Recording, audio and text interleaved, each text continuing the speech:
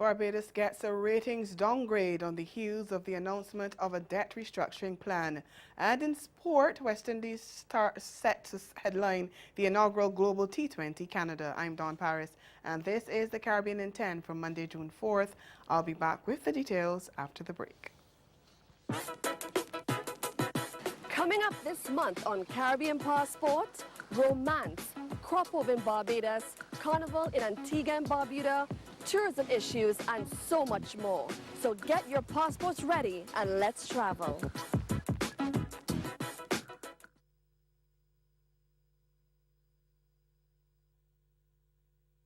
Next time on MTV Sugar. You go begin to hear some kind of stories about me. What kind of stories? Confirm my statement, and everybody moves on. Did you not see the victim right after the incident? I don't want to put anybody in trouble, though. It's about Miss Yasmin. Abax, we leave for Kano right now. It's over. Forget it.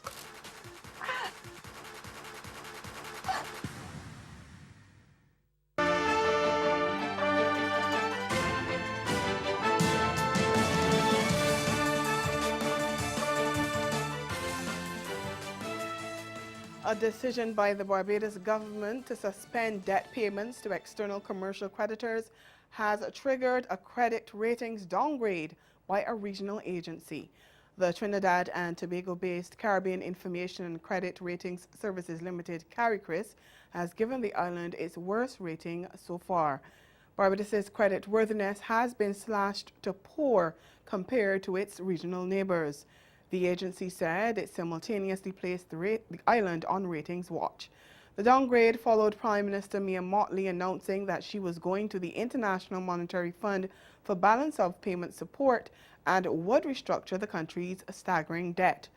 While she received the backing of the social partnership, CARICRIS was not so impressed by the public debt restructuring plan, which followed an in-depth review of the latest fiscal and external liquidity situation in Barbados. CARICRIS says it will be monitoring the situation very closely in the coming days and weeks, and it says it will further adjust the ratings if so required. Police in Antigua and Barbuda have slapped 5 charges of human trafficking on the operator of a nightclub 4 years after she was freed of 40 similar charges. Police said in a statement that in addition to the 5 counts of human trafficking, Cheryl Thompson, the operator of Jamdung nightclub, has also been charged with 5 counts of debt bondage in relation to human trafficking. The authorities said that the offenses occurred between December 2017 and February this year.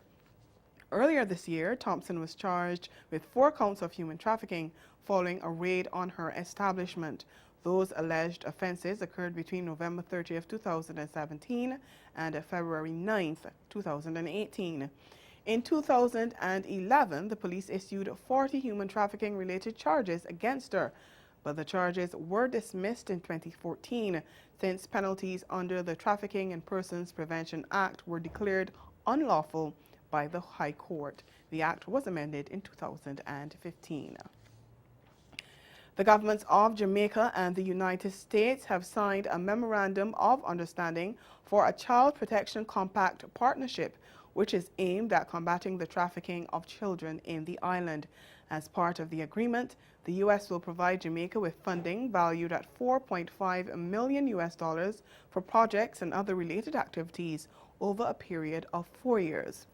Permanent Secretary in the Ministry of Foreign Affairs and Foreign Trade, Marcia Gilbert Roberts, said the objective of the partnership is to save Jamaican children and at-risk youth from being trafficked. She said one of the most valuable assets for the future of any country is its young people, and the island is pleased that Jamaica was invited by the U.S. government to participate in the project. The official said the MOU signing represents another important milestone in Jamaica's relations with the United States.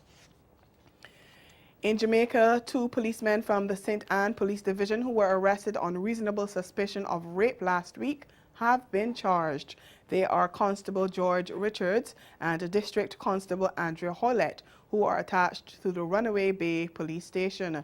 Attorney for one of the cops, Peter McCook, argued that his client had been in custody for 10 days awaiting a ruling from the Director of Public Prosecutions.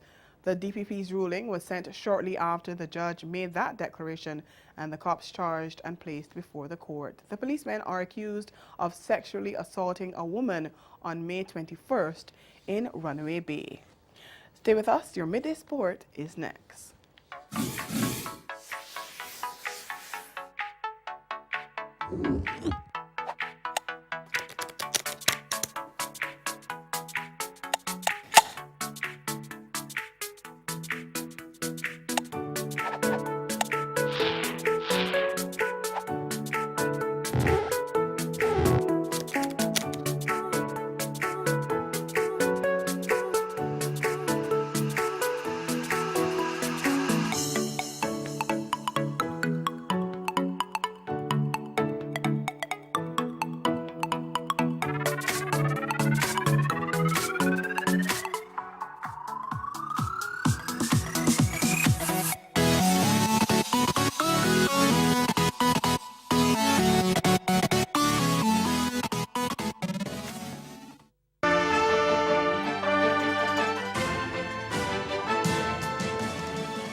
Continuing in sports now, West Indies superstars Chris Gayle, Andre Russell and Evan Lewis are set to headline the inaugural Global T20 Canada.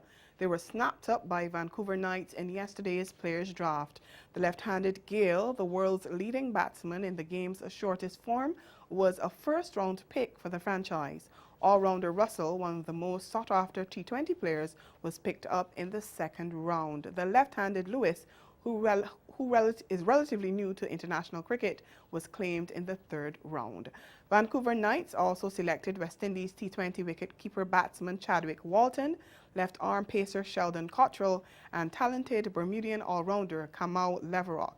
Toronto Nationals will also boast a star-studded lineup with two-time T20 World Cup winning captain Darren Sammy, big-hitting Kieron Pollard, Seymour Kesrick-Williams, and Johnson Charles. Winnipeg Hawks will have the Bravo brothers, Dwayne and Darren, in their ranks, along with Trinidad and West Indies player Lendl Simmons and Riyad Emrit, and former Windies speedster Fidel Edwards.